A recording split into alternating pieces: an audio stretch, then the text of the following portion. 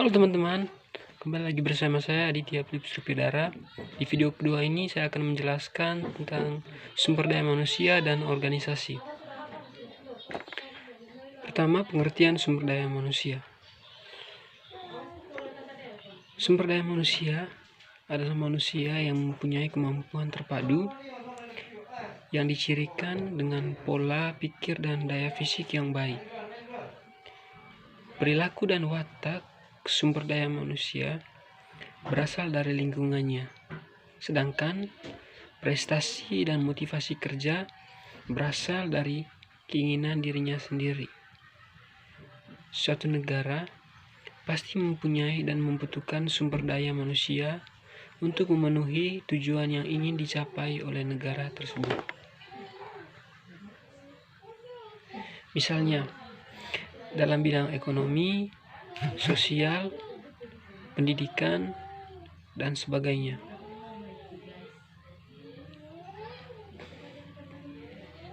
Sumber daya manusia ini harus dikelola dengan baik agar bakat dan kemampuannya dapat dikelola dengan baik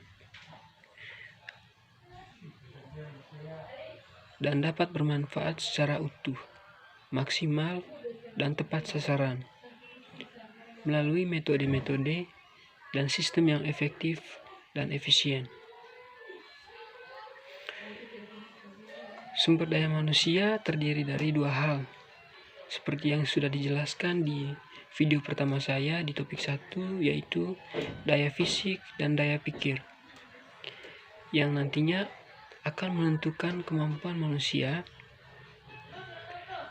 dalam suatu aktivitas. Manusia adalah unsur utamanya. Tidak peduli meskipun banyak peralatan canggih yang sudah bisa bekerja secara instan, namun peralatan tersebut tidak akan bisa berfungsi jika tidak dikelola oleh manusia.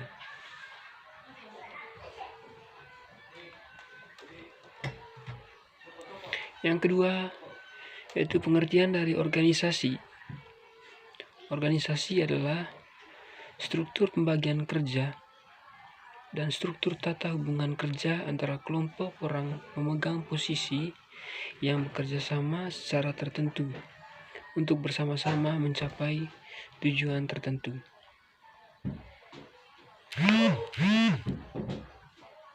Organisasi terdiri atas sekumpulan orang dengan tujuan yang sama. Organisasi mudah ditemui di lingkungan sekitar kita.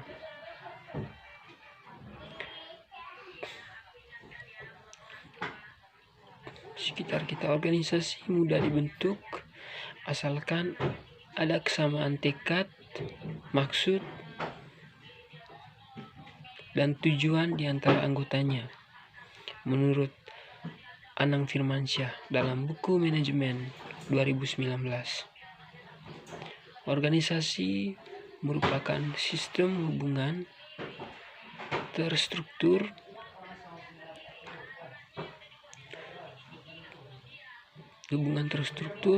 yang mengkoordinasikan kegiatan dalam satu kelompok untuk mencapai tujuan bersama.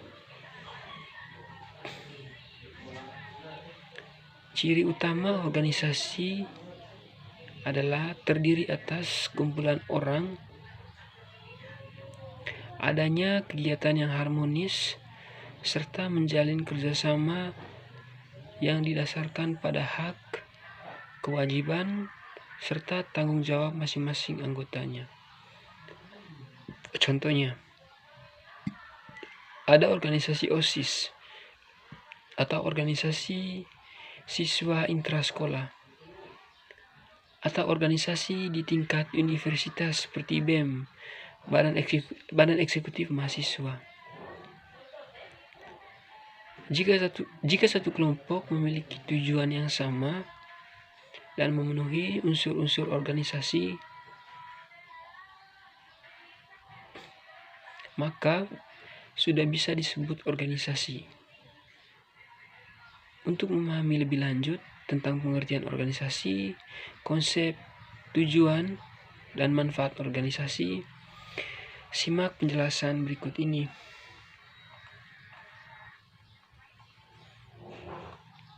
Yang kedua, tujuan organisasi. Masing-masing individu yang terdapat dalam organisasi secara ilmiah memiliki sebuah tujuan pribadi yang tidak sama persis antara satu sama yang lain. Tujuan akhir masing-masing individu sebagian besar untuk mendapatkan penghasilan.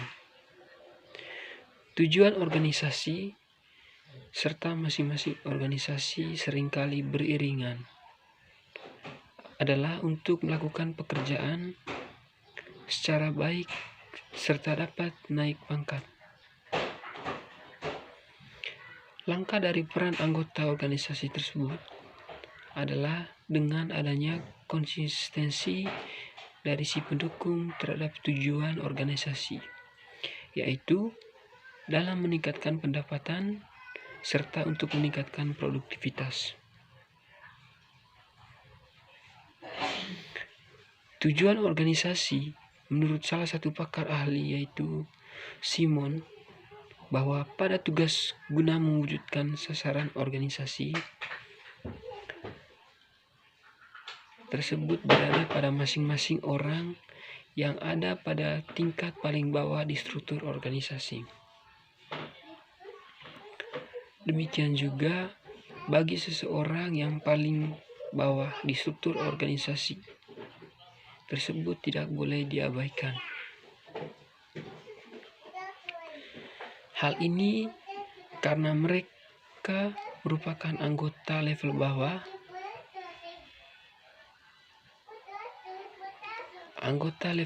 yang dapat menentukan tentang keberlangsungan hidup serta tercapainya tujuan organisasi.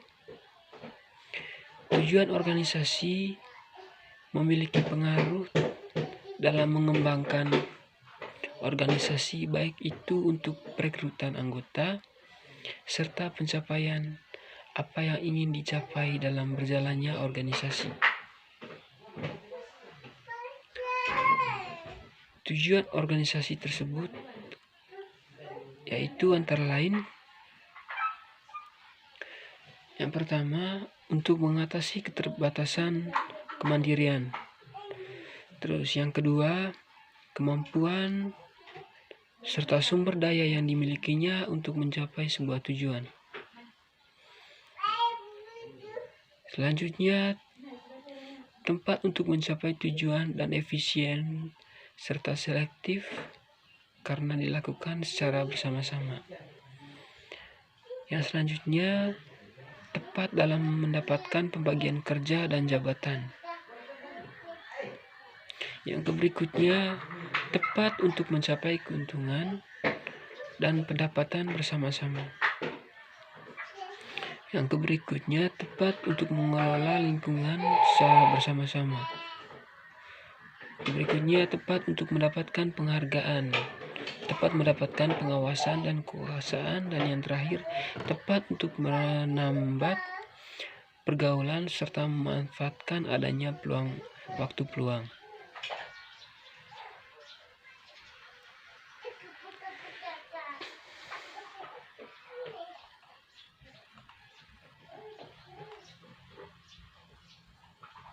Selanjutnya, fungsi organisasi. Fungsi organisasi dibagi dalam beberapa bagian, yaitu yang pertama artikulasi dan agregasi. Organisasi internasional berfungsi sebagai instrumen bagi negara untuk mengartikulasikan dan mengagregasikan kepentingannya serta dapat mengartikulasikan kepentingannya sendiri. Organisasi internasional menjadi salah satu bentuk kontak institusionalisme antara partisipan aktif dalam sistem internasional. yaitu sebagai forum diskusi dan negosiasi. Fungsi yang kedua yaitu norma. Organisasi internasional sebagai aktor, forum, dan instrumen yang memberikan kontribusi yang berarti bagi aktivitas normatif dari sistem politik internasional. Misalnya, dalam penetapan nilai-nilai atau prinsip-prinsip non-diskriminasi.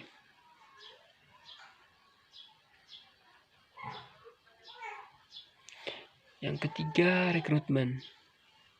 Organisasi internasional menunjang fungsi penting untuk menarik atau merekrut partisipan dalam sistem politik internasional. Yang berikutnya, sosialisasi.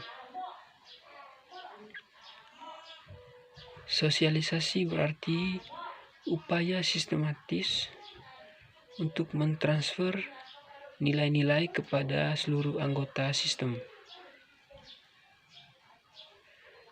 Proses sosialisasi pada level internasional berlangsung pada tingkat nasional yang secara langsung mempengaruhi individu-individu atau kelompok-kelompok di dalam sejumlah negara, dan diantaranya negara-negara yang bertindak pada lingkungan internasional atau diantara wakil mereka di dalam organisasi. Dengan demikian, organisasi internasional memberikan kontribusi bagi penerimaan dan peningkatan nilai kerjasama.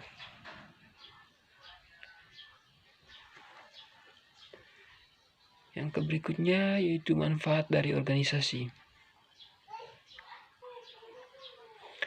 Organisasi memiliki banyak manfaat yang sangat besar bagi kehidupan. Karena dalam satu organisasi dapat disebut sebagai sebuah masyarakat, namun dalam lingkup kecil. Masalah yang harus dipecahkan bersama, adanya sikap yang saling menjaga serta bertanggung jawab terhadap keutuhan para anggota atau untuk mempertahankan kelompok,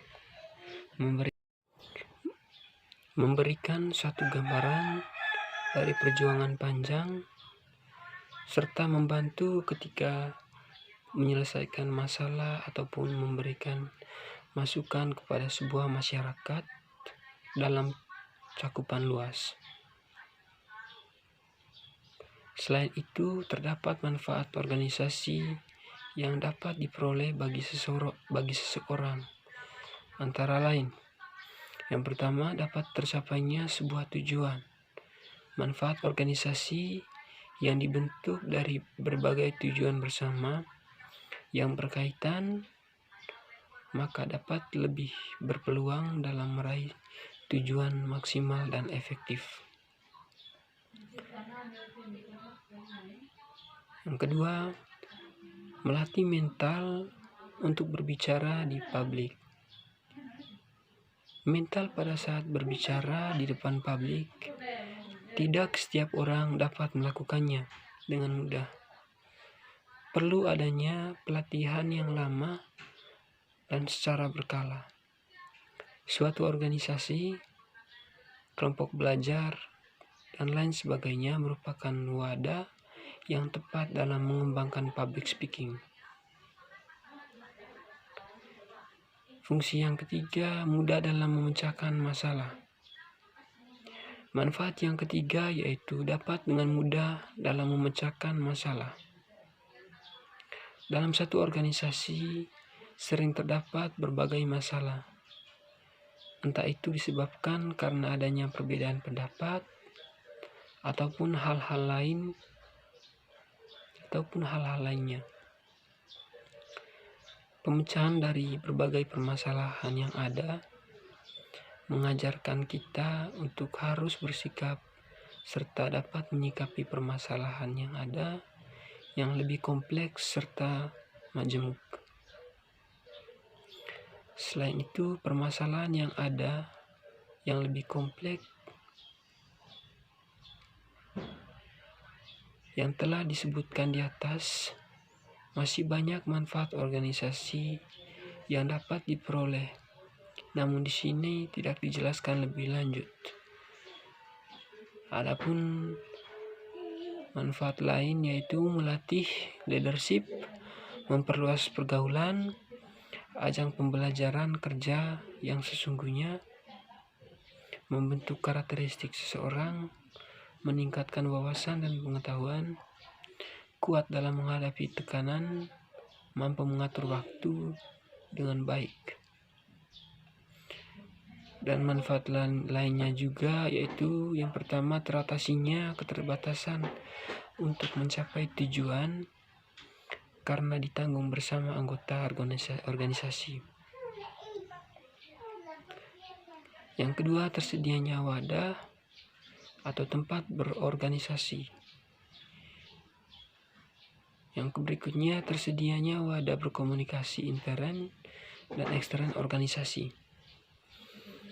Terus mensinergikan anggota organisasi, mendapatkan legitimasi hukum organisasi formal, suara organisasi lebih diperhatikan daripada suara pribadi,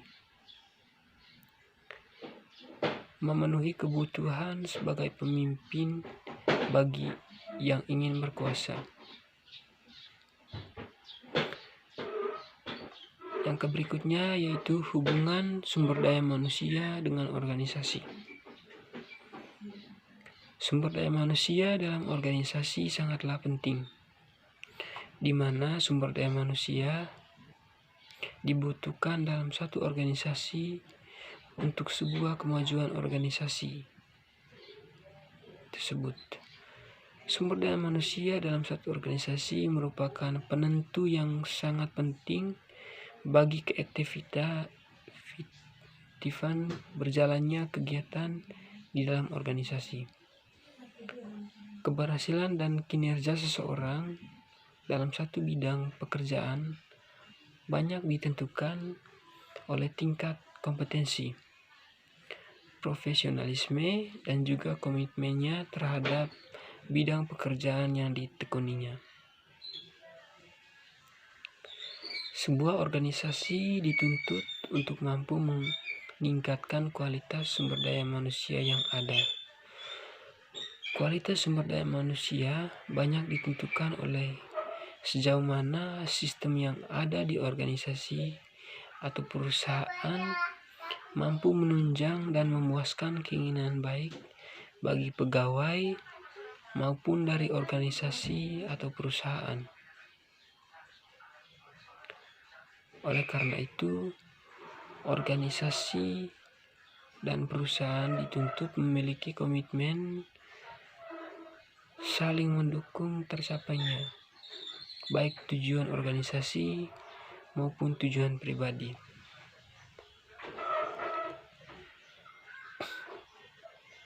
Adapun komitmen organisasi terhadap para pegawai dapat diwujudkan dengan membuat aturan dan prosedur yang tertulis, memilih manajer yang baik dan tepat, memperjelas visi dan misi organisasi, dan membentuk tradisi atau budaya organisasi. Di samping itu, organisasi memiliki komitmen untuk mendukung perkembangan pegawainya, yaitu dengan memberikan kesempatan untuk mengaktualisasikan diri, memberikan pekerjaan yang menantang, mengaktualisasikan, memajukan dan memberdayakan anggota organisasi, serta mempromosikannya. Komitmen organisasi dapat tercipta jika organisasi atau perusahaan memberi dorongan, respek, menghargai kontribusi, dan memberi apresiasi bagi individu dalam pekerjaannya. Hal ini berarti Jika orang organisasi peduli dengan keberadaan dan kesejahteraan personal, anggota atau pegawai, dan juga menghargai kontribusinya,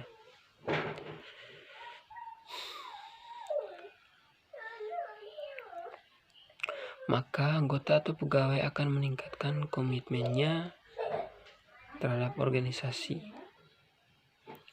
Komitmen anggota organisasi untuk tetap tinggal dan bekerja serta mengabadikan diri bagi perusahaan menjadi hal penting bagi sebuah organisasi.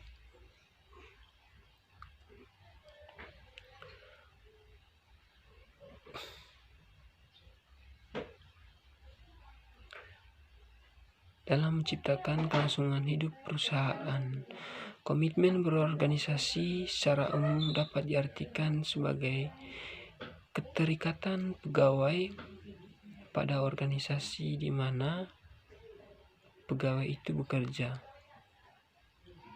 Komitmen dibutuhkan oleh organisasi agar sumber daya manusia yang kompeten dalam organisasi dapat terjaga dan dapat terpelihara dengan baik. Hal ini disebabkan pegawai dengan komitmen organisasi yang tinggi akan mampu mencapai kinerja yang tinggi serta menunjukkan dedikasi dan dukungan yang kuat dalam mencapai tujuan organisasi. Rendahnya komitmen para pegawai akan mengganggu kegiatan operasional perusahaan. Akibatnya terjadi ketidakdisiplinan pegawai, selanjutnya tidak adanya keinginan dan kesiapan individu dalam organisasi dalam menata, menerima berbagai tantangan dan tanggung jawab pekerjaan. Hal ini menyebabkan pengembangan diri dan kreativitas pegawai menjadi menurun. Karena begitu pentingnya isu komitmen organisasi bagi suatu perusahaan, maka perlu kiranya mengidentifikasikan beberapa faktor penyebab terjadinya komitmen organisasi. Salah satu penyebab terjadinya komitmen terhadap organisasi yaitu karakteristik individu yang terdiri dari usia, jenis kelamin, masa kerja, tingkat pendidikan, suku bangsa, jabatan, status perkawinan, dan jumlah tanggungan. Meskipun banyak dari hasil penelitian pengaruh karakteristik individu terhadap komitmen organisasi memiliki kontradiksi antara hasil penelitian yang satu dengan yang lainnya.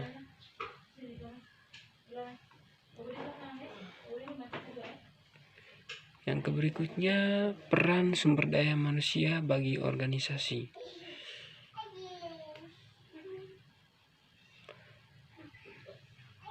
Peran sumber daya manusia bagi organisasi yaitu yang pertama, kerjasama. Pada sebuah organisasi, bagian manajer dan sumber daya manusia bekerja sama untuk mengembangkan keterampilan karyawan. Contohnya, bagian sumber daya manusia memberi saran kepada manajer dan lainnya tentang bagaimana menempatkan karyawan ke peran atau tempat yang berbeda dalam satu organisasi. Sehingga dengan itu dapat membantu para karyawan dalam beradaptasi di lingkungan perusahaan. Dalam organisasi yang lebih fleksibel, karyawan dapat dialihkan ke fungsi bisnis yang berbeda berdasarkan prioritas bisnis dan preferensi karyawan. Yang berikutnya, mengatur keanggotaan. Peran sumber daya manusia ini adalah untuk menentukan kualitas sumber daya manusia dalam suatu perusahaan. Keanggotaan dalam fungsi ini memiliki 3 kegiatan, yaitu perencanaan, penarikan, dan proses seleksi. Yang ketiga, membangun kapasitas perusahaan.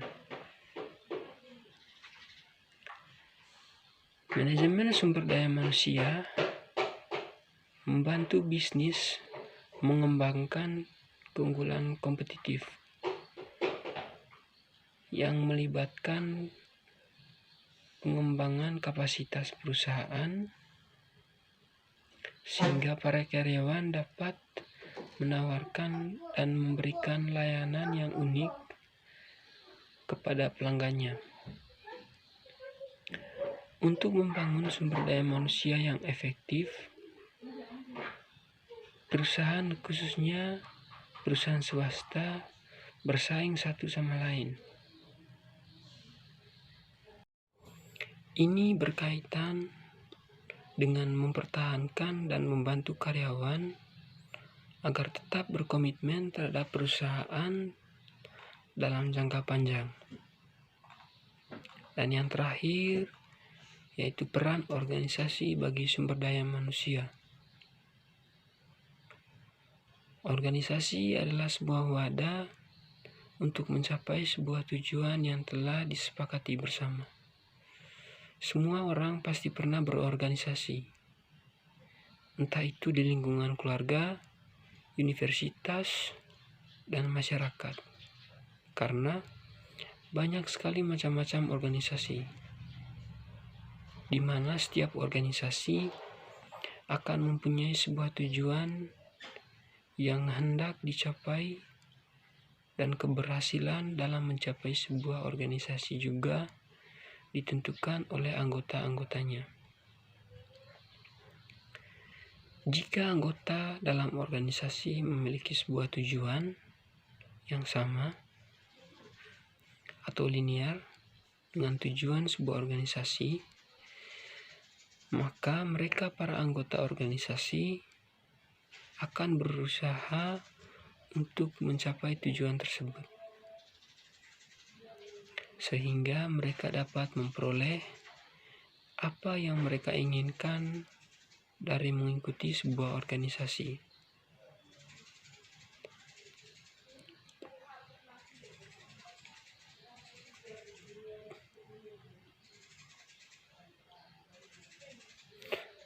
Sebuah organisasi, dan tak terlepas dari itu, mereka juga membuat organisasi yang mereka ikuti semakin eksis dan berkembang dengan baik. Itu adalah pengertian organisasi secara umum. Namun bagaimana organisasi sebagai pembentuk karakter? Di era saat ini, banyak organisasi-organisasi dikembangkan, terutama di lingkungan universitas, sebagai tempat memwadahi para mahasiswa untuk mengembangkan minat, bakat, potensi yang dimiliki, serta pembentukan karakter atau pribadi yang baik.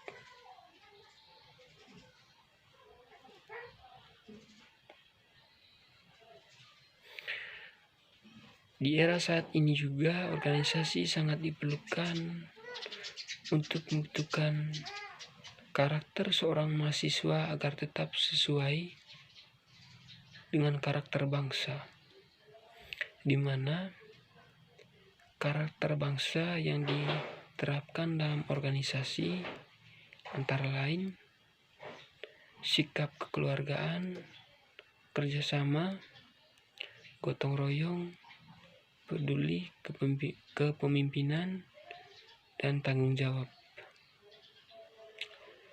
Sikap-sikap tersebut di dalam sebuah organisasi akan dilakukan secara real dengan melalui penyelenggaraan sebuah kegiatan atau acara, di mana di dalamnya harus menerapkan sikap tersebut agar sebuah tujuan atau acara dalam berorganisasi terwujud dengan baik. Dan dengan otomatis seorang yang mengikuti organisasi akan memiliki karakter dalam organisasi.